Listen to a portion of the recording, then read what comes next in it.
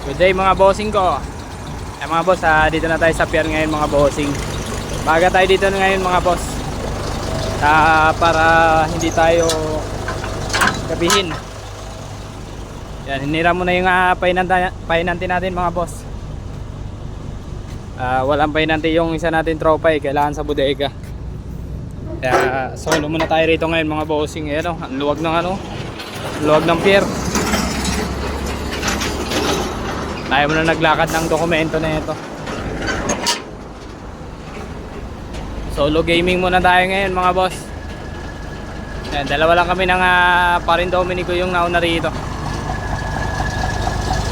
Papasok na rin kami mga boss sa pier. Let's go mga bossing.